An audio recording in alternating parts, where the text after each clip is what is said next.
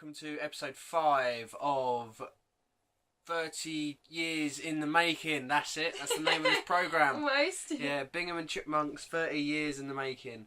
I'm Bingham, that's Chipmunk, and we are, obviously, it's episode 5, which means we must be reviewing Wrestlemania 5. Ooh. Amazing logic. Is it going to be better than WrestleMania 4? Let's see. We're... as usual, I'm going to be running down it through the iPad. I've got my notes. You must be used to this by now. Okay, we follow our routine. Height of sophistication, I'm using an envelope. Yeah, whilst I've got the iPad. Yeah. Ooh. WrestleMania 5, we are back in the Trump Plaza. Amazing, we get to see Donald Trump again. Again. We get the only sort of snicker of the women's division by having the women's champion sing America the Beautiful. Yeah, I had an issue with that. Usually, they have someone, well, who can actually sing. Like, yeah. They have, like, a famous star of the time, which, I'll be honest, I don't really know many of them. Well, the last year's was Gladys Knight, and I think the WrestleMania 3 was Sherry Blassie. Is it Sherry Blassie is a singer, isn't she?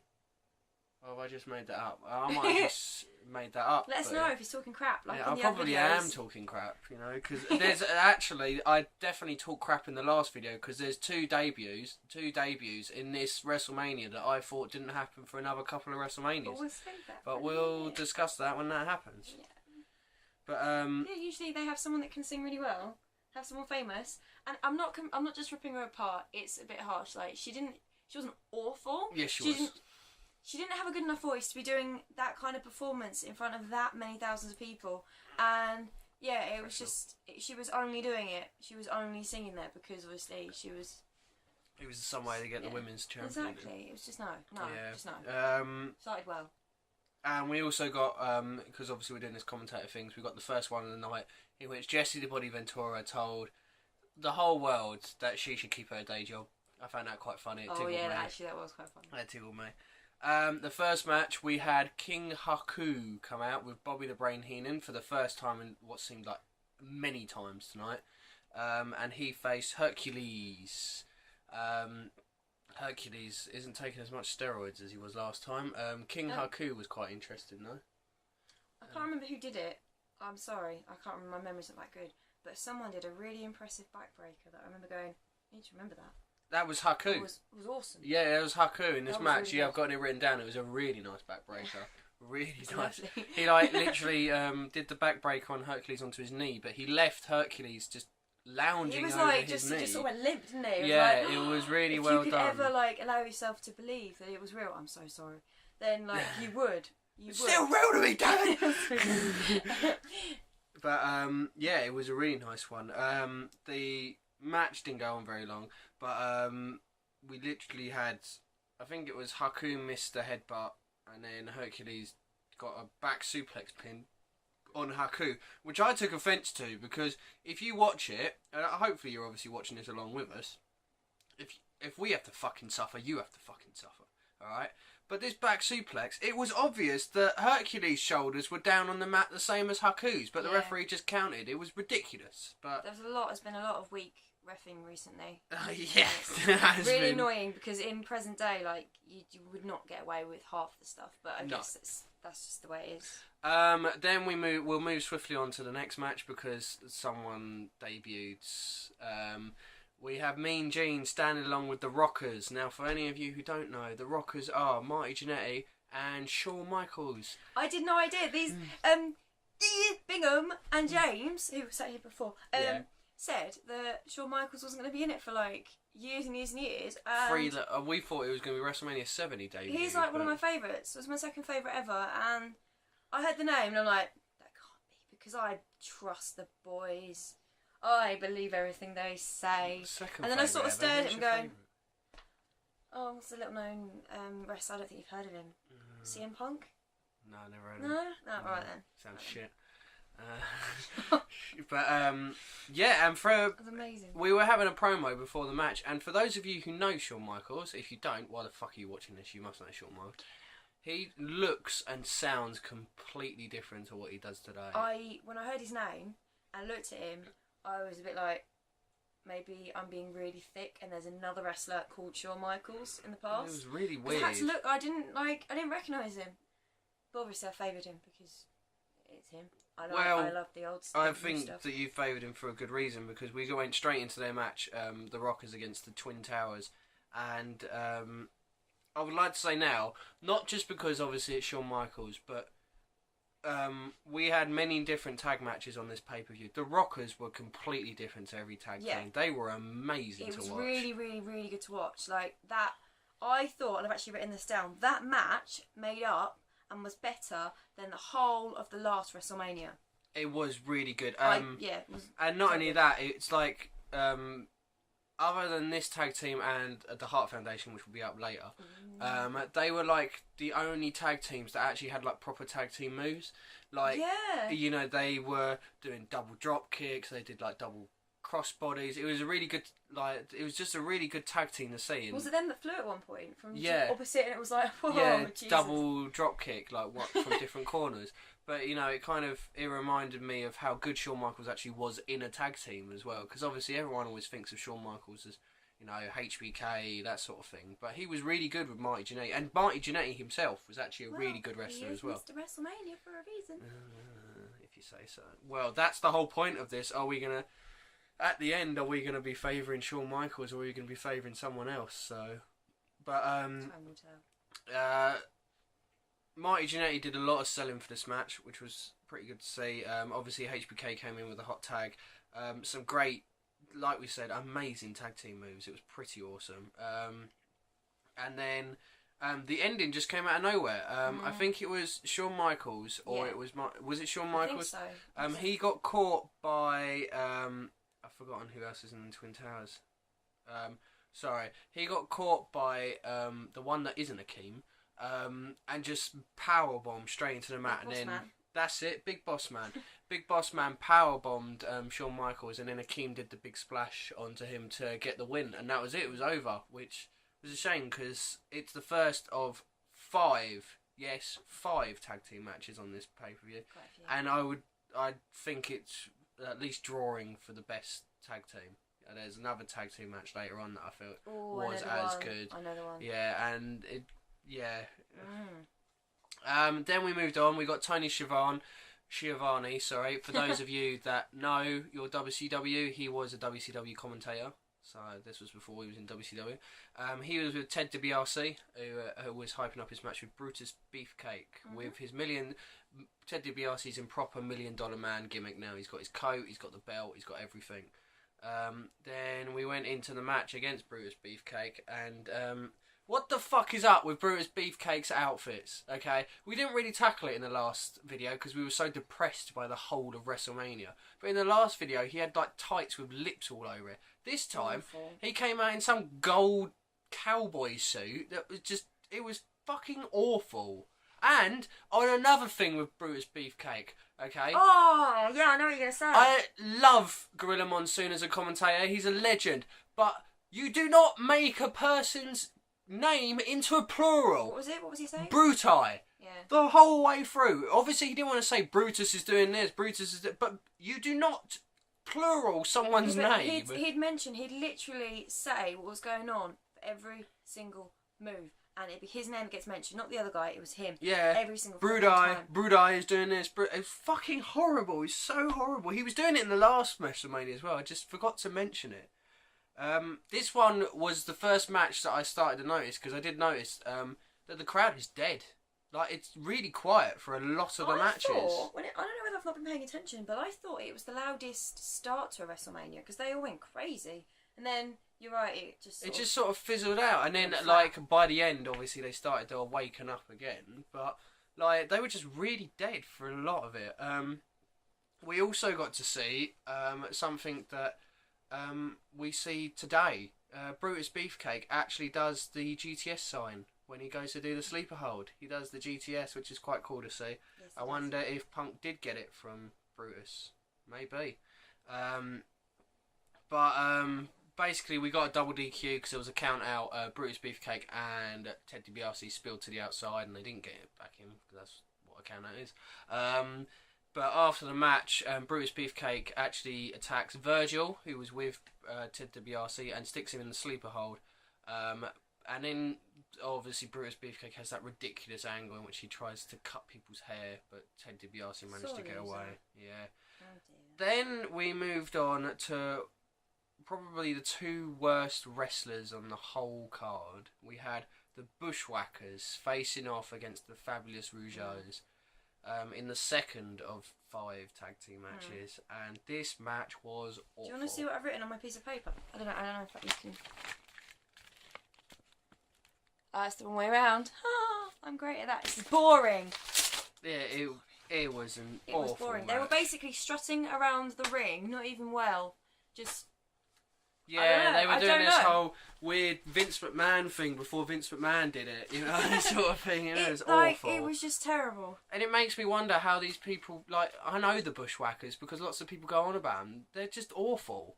They were, like, literally being hit, and you know how you think of the cartoon wrestling where they dive down, you know? That's what they were doing. It was awful. It was very Scooby-Doo, wasn't it? Yeah, it was awful. It was awful. In which the Bushwhackers actually defeated the Fabulous Rougeaus as well, which was a crime, by doing a double stomach drop for the win. Then the next match... Oh, that's good. The next match we got to have quite a decent match. Yeah, we got to see the debuts of 2 legends. Pure legends, okay? We got Kurt Hennig, a.k.a. Mr. Perfect, and then the Blue Blazer, a.k.a. Owen Hart, as well. We got those two facing off against each other. The one thing I will say about this match was it was too short. It was way too short. Yeah, considering, like, they could have easily skipped the last match because it was crap and just switched out. They could have had 2 or 3 matches worth and had a really good... Yeah, I mean, really when you... Like, there's always at least one match at WrestleMania, these WrestleMania so far that I've noticed that has been completely different to the rest. This was that match. It was a really good match to watch because, like, they were doing stuff that obviously no one else was doing. So it was obviously because we're watching them one by one, we're getting more interested by it. So I can only imagine what the fans were thinking at the time. I've written down that it was amazing. It was so much better than any of the rest of them. There was a lot of momentum, like it just kept going and going and going and going. Yeah, and going. Like they were really doing. It is a classic example of a really quick match, even though there's great chemistry and there's great technical ability in the match. Yeah. There was this amazing sequence. It was such a cool sequence where I think Kurt Hennig went to monkey flip Blue Blazer. He landed on his feet rather than getting monkey flipped, and then they went through this quick sequence of scoop slamming each other, and then Blue Blazer scoop slammed Kurt Hennig out of the ring. It was awesome to watch. It was so good, and I can't wait to actually see more of Mr. Perfect and Owen Hart anyway. Definitely. I've not really seen a lot of Perfect, and so I was excited to see. I've seen some Owen Hart, but I think it should have been a lot further down the card. Well, they've obviously only just started out. I think you know, this is their first years, but there was the moves that were being done were completely different to what everyone else was doing. There was like Hurricane Rana's in there. There was some really cool ones. I don't know how new they were to wrestling at that point. 'Cause obviously, to me, it looks like they've just come in because obviously I'm only seeing the WrestleManias. Yeah, in the WWF, like they should know by this point that they are going to be huge. Surely. But then this is a big man. Well, by the next one, I hope to see them a lot later on. Well, we'll see. But we'll know. But the end of the match was basically a perfect plex. That got the win. It was a nice win, a nice match, but like we said, it was too quick. Then we got Run DMC with the WrestleMania rap. It was awful. That's all we need to know. Well, fast forward was used a little bit. Yes. It's just that bit. We don't cheat on this show. And then we moved on to the next. Well, this wasn't a tag team match actually. This was a handicap match. No. Before this, we got to see something else. What did we get to see? Are you talking about the Mr. Fuji running the marathon? He makes me laugh. The 5K marathon in a suit. He makes me laugh because they were like, you had to run it, and they were like, you sure you're fit enough to do this? You sure you can? He's like, yeah, I can do it. And they're like, right, go. And then he runs, and then like half a minute later, everybody else. Yeah, he actually starts the marathon before everyone else, and then all of a sudden all these marathon runners just overtake him. I found that really funny. I think it's because I'm willing to Run bet, DMC though, was so that bad. he didn't actually run the Oh marathon. God, no! Yeah. We only saw him leaving and then appearing. Yeah. He probably just turned around and ran back to the finish. Most probably. But that was all building up to Mr. Fuji and the Powers of Pain going against Demolition. The tag titles were on the line, but this was a handicap match. And Demolition, fucking hell, they love a good bit of S&M, don't they? By their outfits. That was awful, wasn't it? It was just, it was horrible. No. And this was a weird one because I was going to mention that a lot of the tag matches seem to follow the same formula. This one sort of turned that formula on its head, and it was really weird in the fact that the face team was beating down the heel team and keeping the heel team away from tagging in their members. That's a weird way of booking it. You know, that's normally what the heel does. Basically, that carries on. I won't go too much into the match because it was shit. But by the end, Fuji goes to throw salt in Smash's mouth. That's the wrestler, not the food. But he manages to get it into Warlord's face. Then they manage to hit the Demolition decapitation for the win, and they keep the tag titles. Yeah. Anything else to say about that match? Not really. No, it was Not awful. really. It was awful. There was this nice little moment out the back where Tony Schiavone tries to interview Savage, and Savage is like, "No, I'm doing no interviews. I'm getting ready for this match. I'm coming for you, Hogan." Yeah, gotta love Savage. Then we got another really crap match in Dino Bravo against Rugged Ronnie Garvin. Rugged Ronnie Garvin didn't even get an entrance. What was the point in the match? In which Dino Bravo wins. We got to see Superfly Snooker halfway through. Yeah. But that's it, Dino Bravo won. We get our fourth tag team match. The Brainbusters with Bobby Heenan again against the Strike Force. They managed to defeat the Strike Force. When the Strike Force was made of Tony Martel and Tito Santana. Tony Martel got hit by Tito Santana, and Martel walked out. Just left Santana to be handicapped up, and then the Spike Power Driver from the Brainbusters for the win. We're getting through this quite quickly. Mean Gene then does an interview with Martel, in which Martel basically says that Tito's a scumbag. Then we got Piper's Pit. I wasn't expecting this. Piper's Pit. And they did the intro for Rowdy Roddy Piper. And Brother Love came out instead, telling us he loves us. I had an experience with that. Yeah, I don't love Brother Love. I'd never heard of him. I was like, what's this? I love you. It just made me think of Dude Love and how much I love Dude Love and not love this other guy. Brother Love actually, I don't think it happens in any of the WrestleManias, but Brother Love actually, I think he actually managed Undertaker at one point. No, really? Yeah, I'm sure there was, because I remember, I don't know this for sure, but I remember there was a feud between Undertaker and Big Show, in which Big Show was trying to say sorry to the Undertaker, and he gave Brother Love to Undertaker as a present, and I'm sure Michael Cole said that Brother Love was like his manager, so Undertaker just tombstoned him. It was a really weird moment. I need to see that. If you remember, like, I think it was like 2001, 2002 SmackDown, which this happened. Yeah, it was a weird time. It might have been 2003 actually. But basically, then we got this. I'm guessing he's a celebrity, Morton Downey Jr. I'd never heard of him before. He came down and started puffing on his cigarette. Second commentator moment of the night.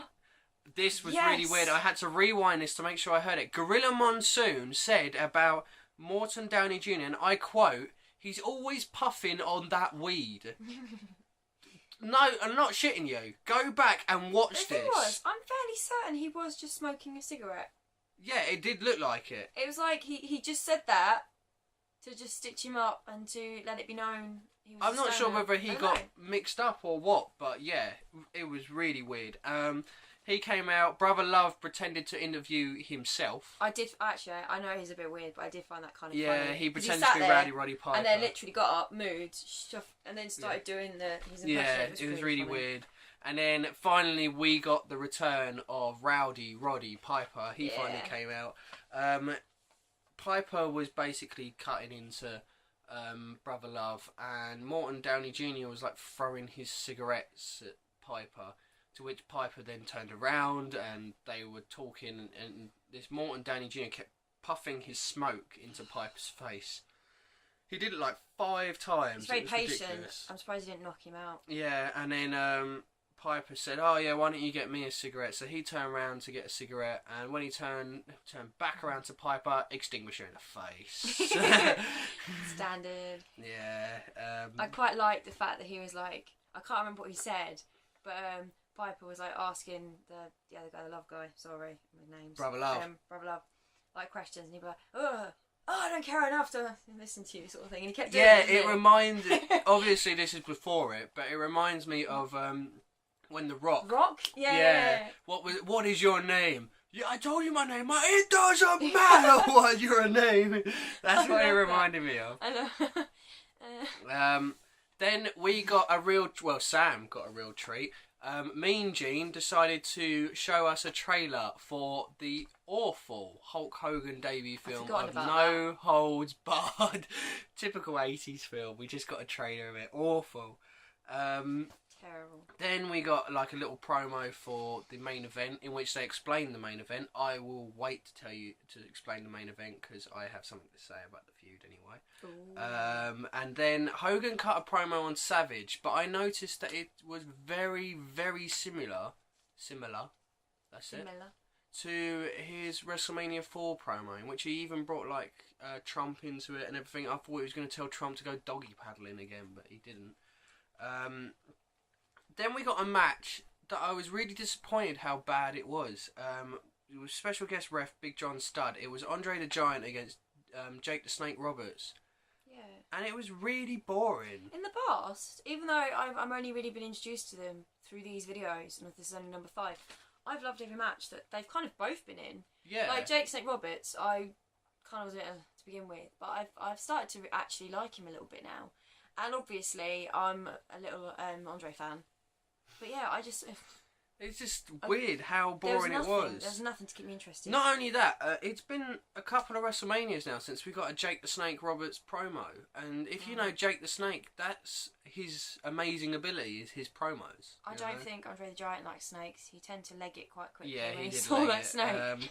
Basically, this match was a throwaway match. Nothing seemed to happen until Andre the Giant just randomly decided to attack Big John Studd, and Ted DiBiase suddenly randomly came in and took away Damien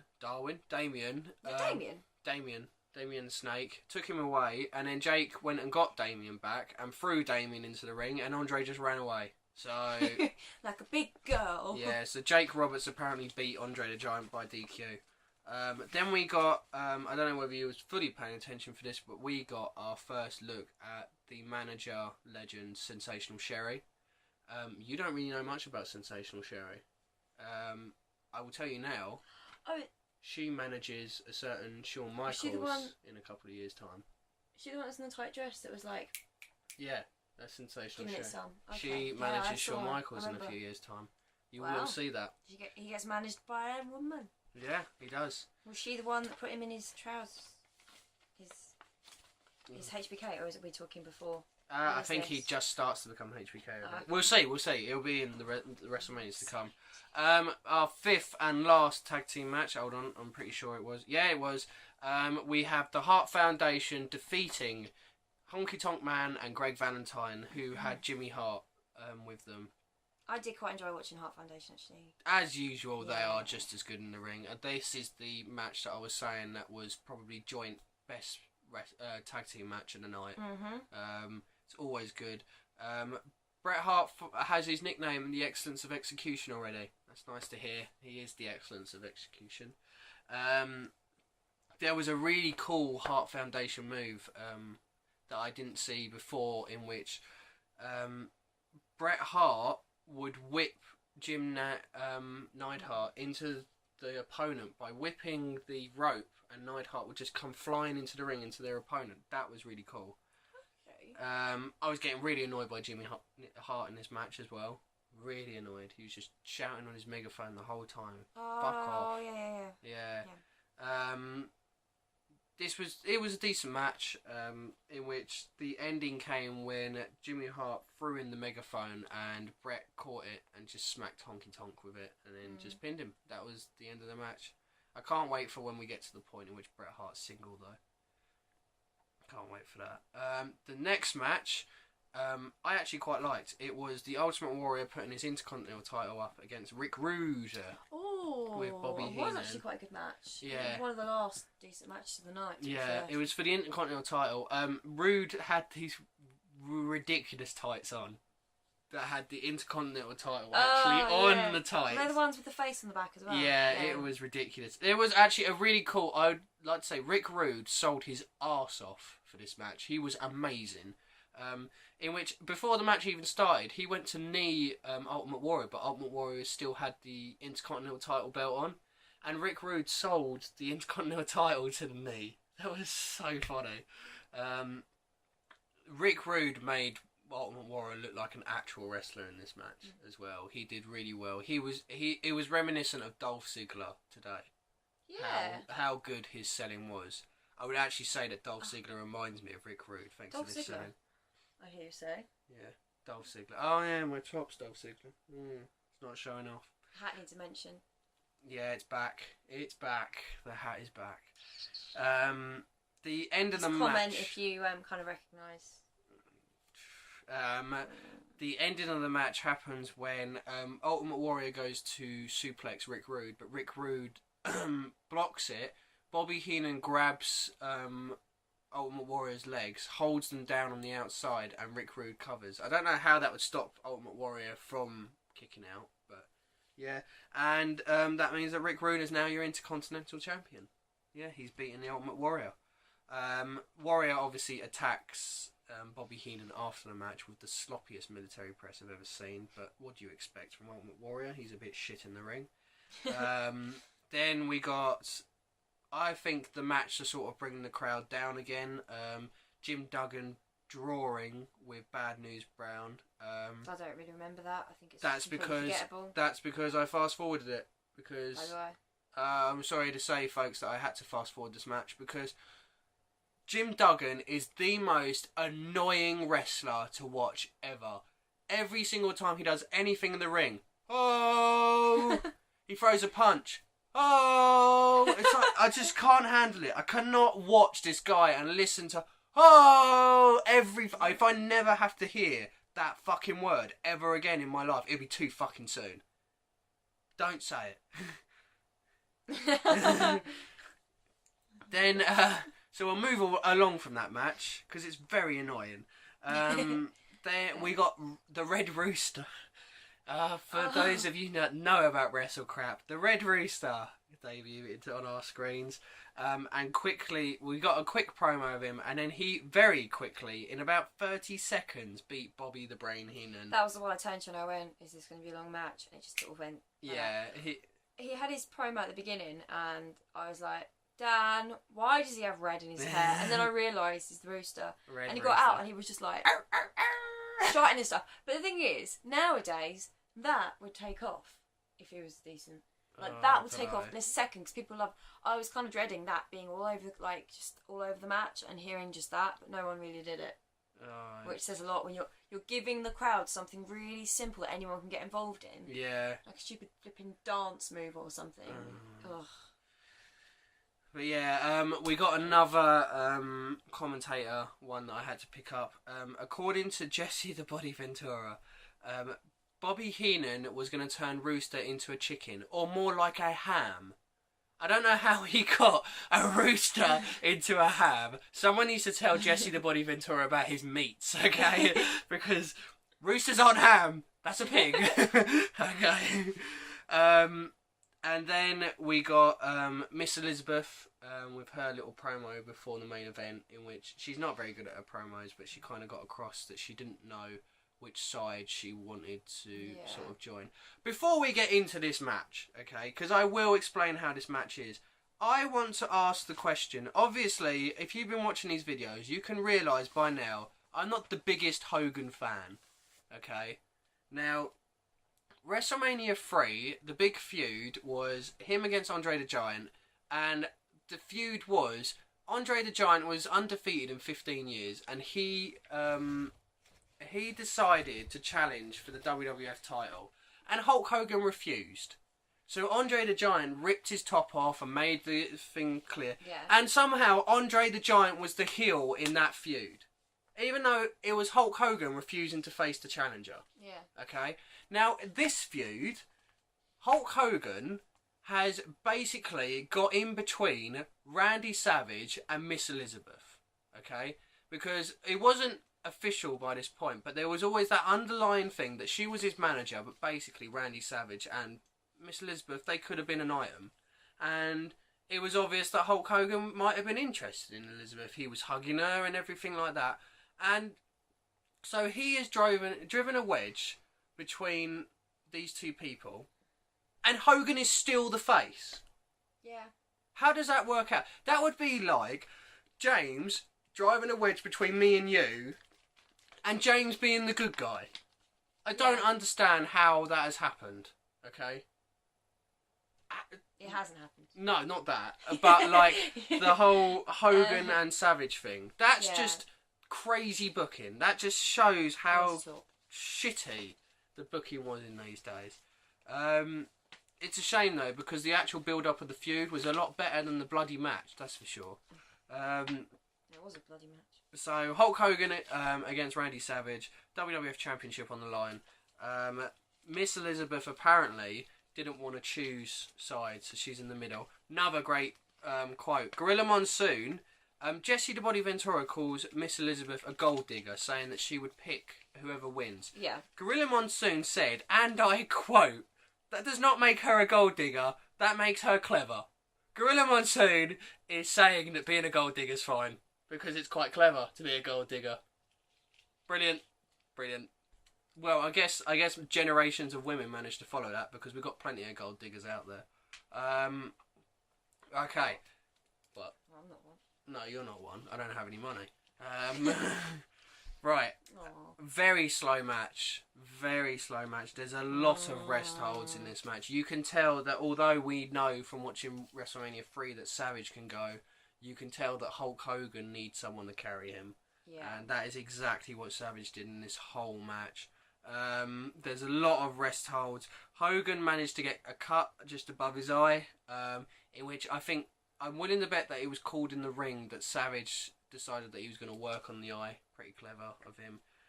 Elizabeth kept getting involved until she finally got sent back, so that was quite annoying. He went for it. Yeah, he did. Savage went to go and slap Elizabeth. She bloody deserved it, alright? But, yeah, and then there was this really cool moment in the match where Savage was undoing his tape of his hands, and he was checking behind him to make sure the ref couldn't see, and he was strangling Hogan to a point where the referee couldn't see. That was pretty good. It was actually a little bit funny, wasn't it? Because it was like, look. Yeah, Oh, and then he just walks looking away, like, at the ref, and like, then, oh, no. If it had been a quiet room, he would have gone and walked away whistling. You know it? Exactly. Then, so I was enjoying that, and then Savage decided to go to the top rope, and instantly, Chipmunk would be my witness for this. I called it straight away. Yeah. Savage came off the top rope, hit the elbow. 1, 2. Oh no, Hogan's kicked out. Hulk up.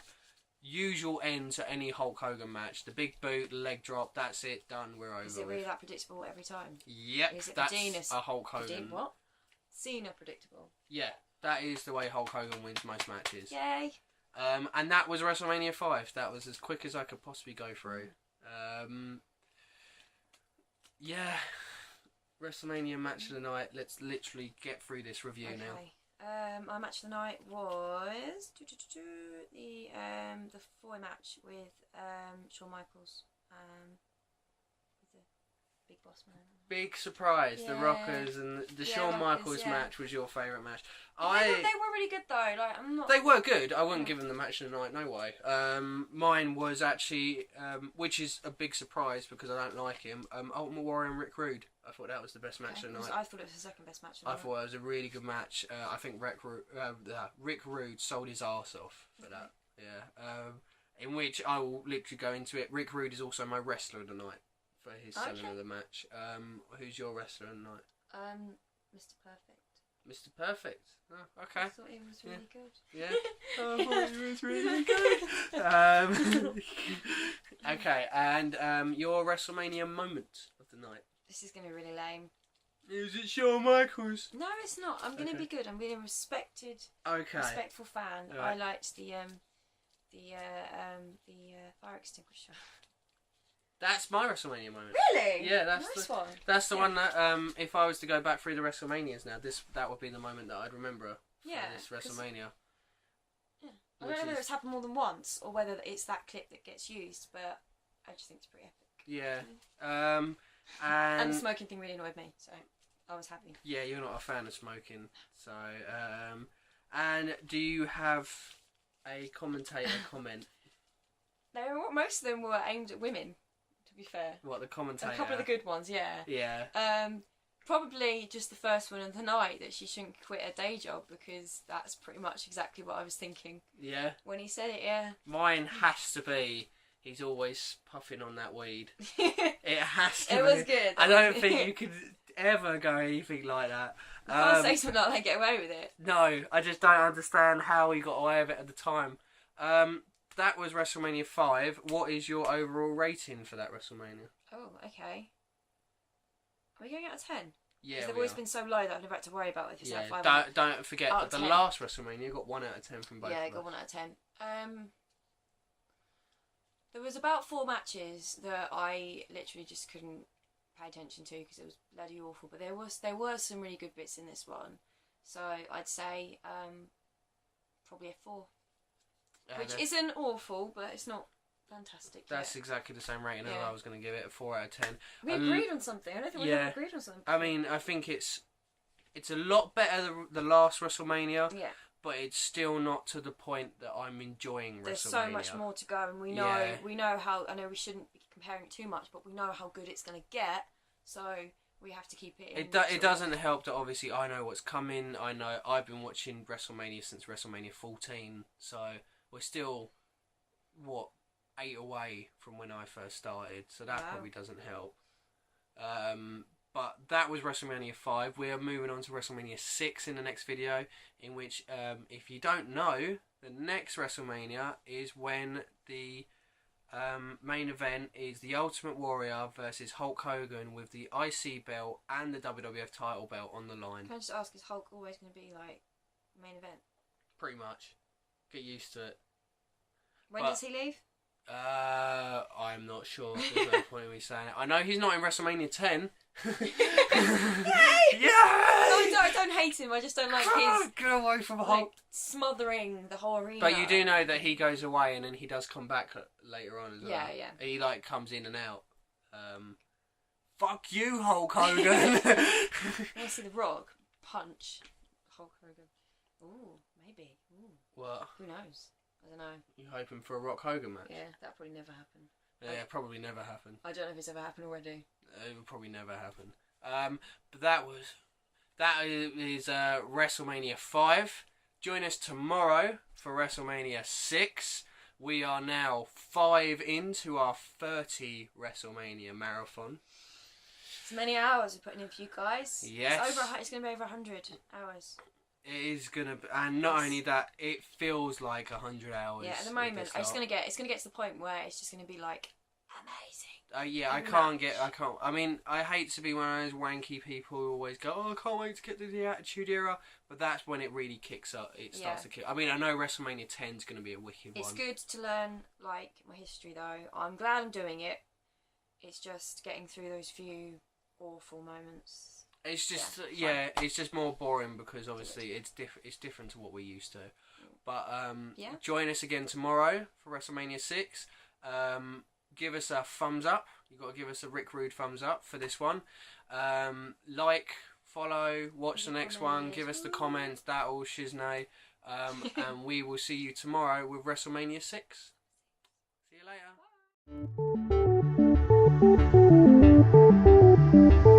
later.